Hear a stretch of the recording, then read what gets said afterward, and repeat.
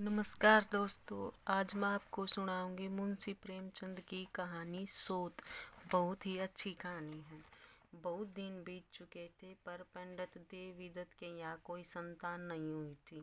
जब तक उनके माँ बाप जीवित थे तब तक वे उनसे सदा ही दूसरा विवाह करने का आग्रह किया करते, पर देवदत्त राजी नहीं हुए थे।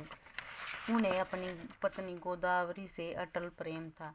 संतान के होने वाले सुख के निमित्त वे अपना वर्तमान पारिवारिक जीवन नष्ट नहीं करना चाहते थे। वे बड़े ही सरल स्वभाव वाले व्यक्ति थे, पर गोदावरी इतनी जल्दी निराश होने वाली नहीं थी।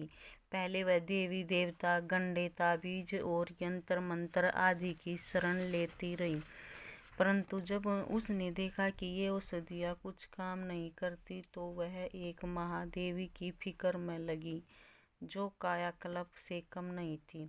उसने महीनों वर्षों इसी चिंता सागर में गोते लगाते हुए काट दिए, परंतु उसके मन में जो बात समा गई थी वह किसी तरह बाहर न निकली। गोदावरी को बहुत बड़ा आत्म त्याग करना पड़ा। गोदावरी ने अंत में अपने प्रबल विचारों के सामने सिर को झुका दिया। अंत में वह सोत का आगमन करने के लिए तैयार हो गई। पंडित देवदत्त उनके गोदावरी का यह प्रस्ताव सुनकर हैरान से हो गई। उन्होंने उसकी बात सुनकर हंसी में टाल दी। गोदावरी ने गंभीर भाव से कहा, तुम इसे हंसी में मत समझो। मैं अपने हृदय से यह बात कह रही हूँ कि संतान का मुंह देखने के लिए मैं सोच से अपनी छाती पे मूंग दिलवाने के लिए भी तैयार हूँ। जब तक उसका संदेह हो जाता रहा। इतने ऊंचे और इतनी पवित्र भाव से भरी हुई गोदावरी को पंडित देवदत्त ने अपनी छाती से लिपटा लिया और कहा, मुझसे तो यह नहीं होगा। मुझे संतान की कोई अभिलाषा नहीं है। इस पर गोदावरी ने कहा, आपको अभिलाषा नहीं है, लेकिन मुझे तो है। मेरी खातिर आपको यह काम करना ही होगा। पंडित जी बड़े ही सरल स्वभाव के व्यक्ति थे। उन्होंने हाँ भी तो नहीं भरी, लेकिन बार बार कहने से वह कुछ राजी हो गई।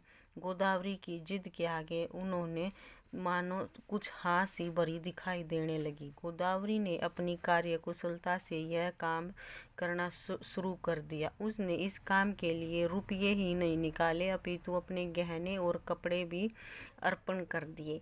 गोदावरी ने अपने गांव में जाकर यह काम कर दिया और बड़ी ही कार्य कुशलता से यह समाप्त भी कर दिया। नई बहू का घर में आगमन हो गया। उस समय गोदावरी इतनी प्रसन्न हुई मानो वह अपने बेटे का ब्याह कर रही थी, लेकिन उसे यह नहीं पता था कि यह खुशी उसकी निराशा में बदल जाएगी।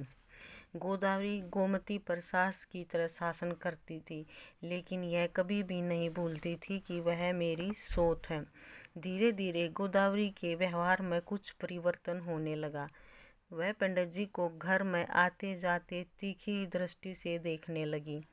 उसकी स्वाभाविक गंभीरता मानो लोप सी हो गई।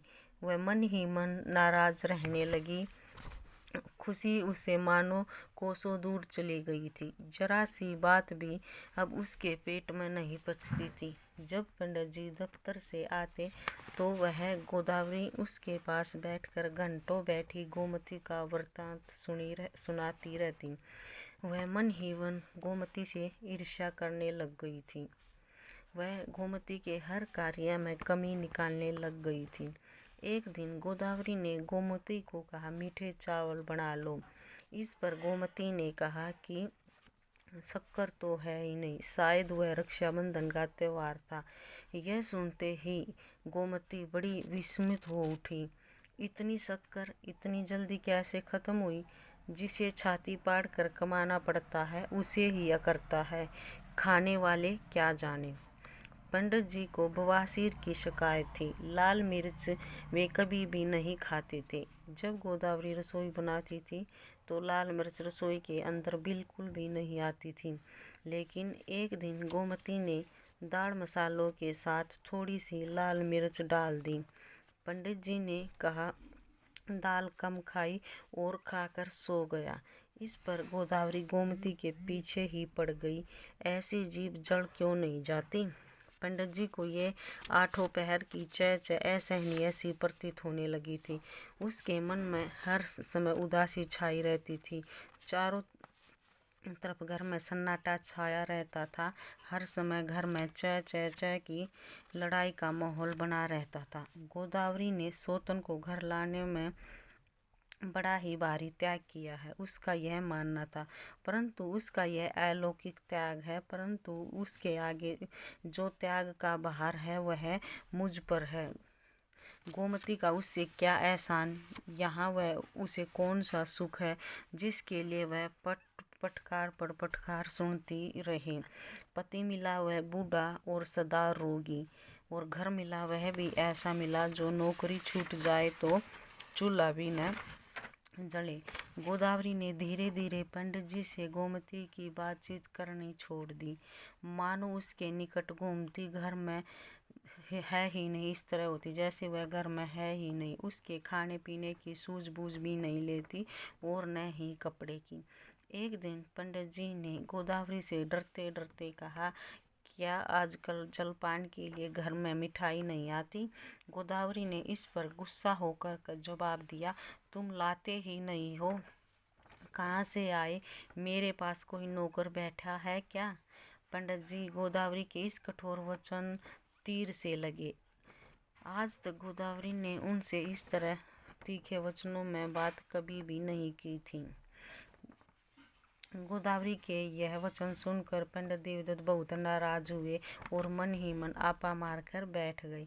एक दिन गोदावरी ने गुस्से में संदूक की चाबी देवदत्त को दे दी और कहा, अब मुझसे नहीं होगा, जितना संभाल सकी थी संभाल लो।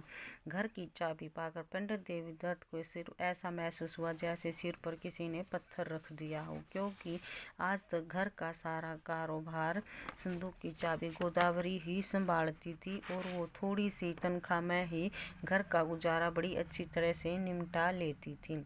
इस प्रकार गृहस्थी के अंतिम शासन उसके हाथ से चला गया। गृहिणी के नाम पर गोदावरी को जो मर्यादा और सम्मान मिलता था, चाबी के साथ वो भी चला गया। गोदावरी के हाथ से वो मान और सम्मान भी चला गया। आठों पहर आस पड़ोस में यह चर्चा होने लगी कि देखो दुनिया कैसी मतलबी है। बेचारी ने लड़ झगड़ कर ब्याह कराया था, अपने गहने और कपड़े भी उतार दिए थे। सोच ही होती है, सोच तो सोच ही होती है। पति ने भी उसे आंखों से गिरा दिया है। ये जीना भी क्या कोई जीना है, जानबूझकर अपने हाथों पर कुल्हाड़ी मारी है। इस तरह आस पड़ोस में भी यह बात चलने लगी और घर में दासी की तरह रहती है। गोदावरी को लेकर ऐसी बातें आस पड़ोस में होने लगी। घर में हर समय लड़ाई रहने लगी। एक बार गोमती के पास साड़ी न होने के कारण पंडित जी गोमती के लिए एक जोड़ा ले आए। गोमती ने गोदावरी को दिखाया। इस पर गोदावरी ने कहा, पंडित जी को सुनाते हुए कहा, मुझे तो आज तक सपने में भी इनके हाथ का जोड़ा लाया हुआ पहनने का अवसर नहीं मिला और तुम्हें तो लाल रंग का जोड़ा पहनने को मिला है। आजकल पंडित जी के व्यवहार में भी परिवर्तन हो गया था। आजकल गोदावरी बार बार गंगा की शरण लेने की बजाय कुछ दिख नहीं रहा, इस तरह से बातें करती रहती। मुझे तो गंगा की शरण लेनी ही पड़ेगी, वह हर छोटी छोटी बात पर मरने के लिए कहती रहती। उसके मुँह से यह बात बार बार सुनने पर एक दिन देवदत्त ने कहा कि किसी तरह तुम मर भी तो नहीं जाती। गोदावरी के इन तीखे शब्दों को अब तक नहीं भूली थी कि आज गोमती ने भी इस तरह के शब्द कह दिए। गोदावरी अपने वचन जल्दी ही भूल जाती थी और दूसरे के वचनों को बार बार कानों में गूंजते रहते थे। आकाश में काली घटाई छाई हुई थी, लेकिन उसकी आंखों में से भी पानी की धारा बह रही थी। वह चौखट पर खड़ी घंटों रोती रही। उसे अपनी पहली बातें बार बार याद आती रही कि पहले उसका इस घर में कितना सम्मान था, आदर था, प्यार था, प्रेम था, लेकिन शीघ्र ही उसके कानों में पंडित जी की ये बात भी याद आ जाती और दोबारा फिर उसकी आंखों में गंगा की धारा बहने लगती। वह रात को इसी तरह कई देर तक इसी तरह वार्तालाप करती रही, अपने मन को समझाती और दोबारा फिर उन बातों को याद करते हुए बार बार उसकी आंखों में आंसू आ जाते।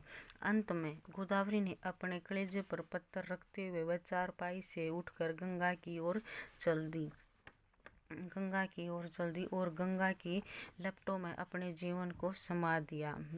जब सुबह होने पर गोदावरी का घर पर न मिलने पर उसकी चारपाई पर कागज मिला, जिसमें लिखा था, स्वामी, आपके बिना मेरा इस संसार में कौन था। मैंने अपना सर्वस्व आपकी सुख की भेंट कर दिया। आपका सुख अब इसी में है। मैं इस संसार से विदा हो जाऊं। मेरे प्राण आपकी भेंट हैं। ईश्वर आपको सदा सुख रखे। मुझसे कुछ भूल हुई हो तो मुझे माफ़ कर देना। अगले जन्म में फिर दोबारा मिलेंगे। पंडित देवीदत्त ये सब पढ़कर मूर्छित होकर जमीन पर पड़ गए। गोमती भी रोने लगी। क्या सच में गोमती की आंखों में शोक के आंसू थे? आप सुन रहे थे मुंशी प्रेमचंद की कहानी सोत। आपको कैसी लगी?